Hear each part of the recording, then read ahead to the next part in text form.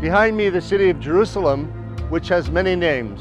One name is Zion, but another name is the city of David.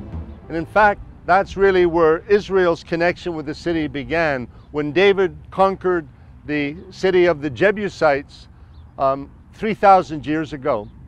And that city, where David's city was, is actually beyond the Temple Mount, the Golden Dome that you can see in the background. And the account of David's capture of the city of David, which was, in a sense, Jerusalem, is found in 2 Samuel in chapter 5. And we read that the tribes of Israel came to David at Hebron, and they sort of say, we're all connected, we're relatives. And so anyway, they tell him that they want him to become their king. So in verse 3 of 2 Samuel chapter 5, therefore all the elders of Israel came to the king at Hebron, and King David made a covenant with them at Hebron before the Lord, and they anointed David king over Israel. David was 30 years old when he began to reign, and he reigned 40 years. In Hebron he reigned over Judah 7 years and 6 months, and in Jerusalem he reigned 33 years over all Israel and Judah.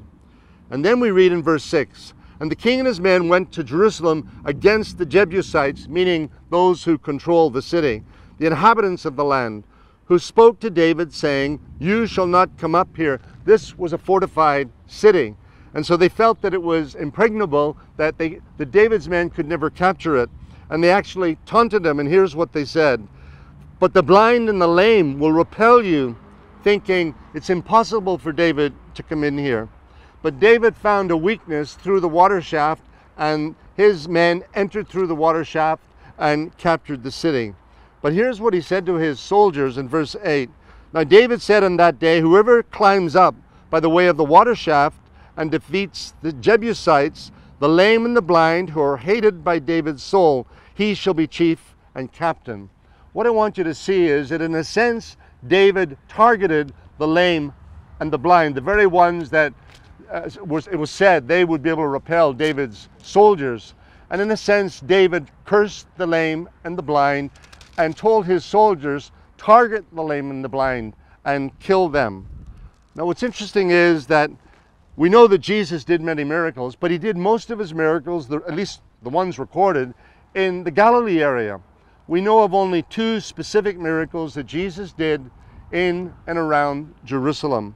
The first is found in John's Gospel in chapter 5, and he healed a man at the pool of Bethesda, which means the place of mercy.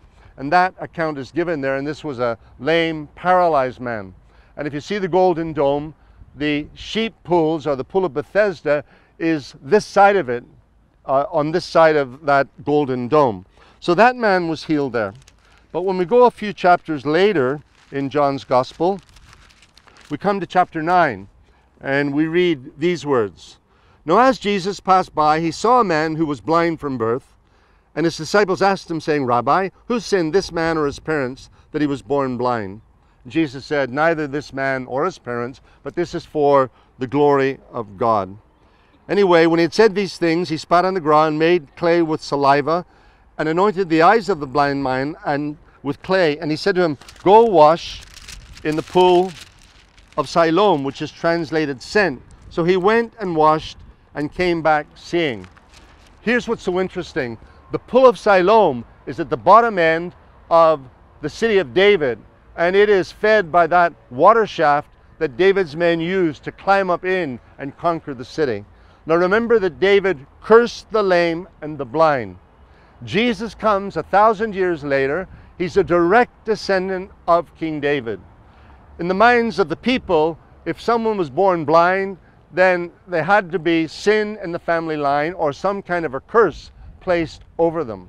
That was their mentality. So they said to Jesus, why was this man born blind? Now we know that that's not the case, but they thought that way. So Jesus comes along, he heals a lame man by the pool of Bethesda, and soon after that, he heals a blind man, lame and blind.